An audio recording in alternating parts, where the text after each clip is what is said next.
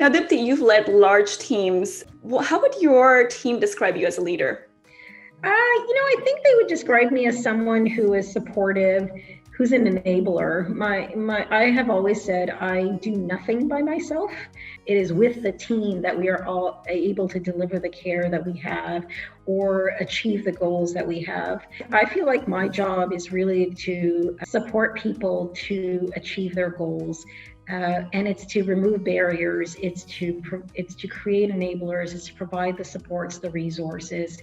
It's really to get things out of the way, get all the barriers out of the way, provide all of the resources to help people achieve the goals, whether it's a project or a program or anything like that. I think that's my biggest job. It's to do that and also to inspire and motivate them, to help them realize their own passion. And that comes from understanding my team, my staff, what motivates them, what do they care about, what are they passionate about, and creating a sense of shared purpose that we all have, a shared goal, a shared vision. And so that's my job. And I think my staff would say, I support people, I enable them, I allow them to try things, even if they're going to fail. Yeah, and I think that they would feel that I am visionary, that I do provide them with a sense of what the possibilities are, but not only provide them, but engage them in that discussion of possibility. So that co-creation of a vision, that co-creation of that shared purpose and that shared goal of where we're going. That co-creation is so powerful. So they feel like a part of it versus being delivered something to do. Again, I myself do nothing. It is the energies, it's the momentum of the entire team that's going to move us forward. And so it's really about harnessing what my team is passionate about, what they care about. And so co-creating that vision, those goals, that shared purpose, and then helping people move forward by removing barriers, providing enablers, supports so that they can achieve their goals. And when you are interviewing people to bring them on to work with you, with your team, is there one particular question you always ask someone? I ask them why they're interested in the role, in terms of what drives them, what do they care about. I really try to get to that sense of passion, like what do they really care about in terms of the role that they're applying for, what do they care about in terms of the organization that they're joining or wanting to join. So I truly try to get at the passion for them to describe that. What motivates them, what they're passionate, what drives them.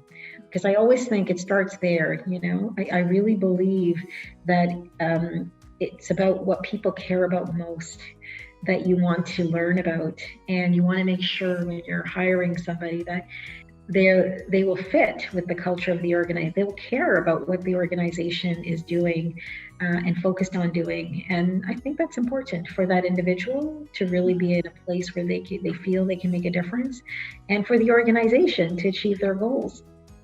Really knowing your why and the values aligned to the organization. Absolutely. Yeah. Now, leadership obviously comes with its share of challenges. Sometimes you're working nights, you're working weekends, there's hardly ever downtime. What is the biggest challenge that you are facing today as a leader? I think it's sometimes lonely as a leader, right? I think sometimes when you're the CEO or the executive director, you may not have a group that you can talk to about yourself, how you're coping, how you're doing. And I think that's hard, because to be able to lead a team, you need to be strong enough, you need to be well enough yourself to support your team. And sometimes you can't have the type of conversations that is supportive of you with your team.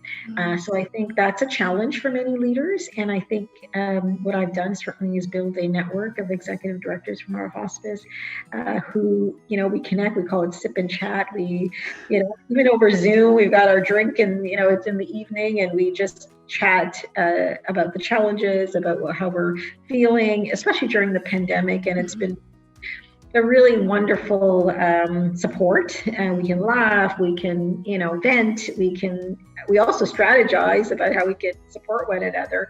But I think that's helpful. But I think that is a challenge in leadership, Because if you're not, as a leader, if you're not self-aware, it's very hard and difficult then to lead your team, particularly during this pandemic. You need to lead and support your team through this time. And if you're also challenged and not having an outlet to talk about that, I think it's really hard. And I'm not suggesting that as a leader, you need to be not open with your team and real and honest. I think you do.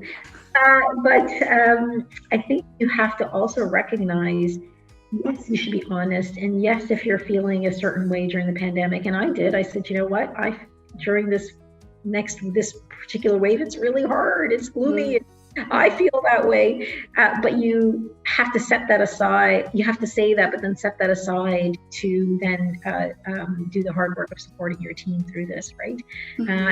I think that is a challenge sometimes for leaders, to admit that that's the kind of support that they need, and then to go out and find that.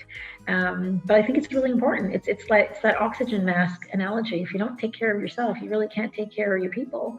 And if you don't take care of your people, then your organization is not going to thrive, and you're not going to achieve your mission and your goals. So I think that's important. And I think that's a challenge sometimes. And then there are, of course, all the other challenges, right? Particularly a not-for-profit organization, a charitable organization like mine, we never have enough money to do the work. Lots and lots of challenges, but I think those challenges are, for me, that's the other reason why I took this role, because I really saw the opportunity to be creative and innovative. When you don't have a lot of resources, you have to be creative. You have to mobilize your community to support the goals that you have. So I think there's opportunity that comes with it. Sure, it's challenging, but I think some of the bigger challenges are just taking care of yourself as a leader and figuring out ways to do that in a healthy way.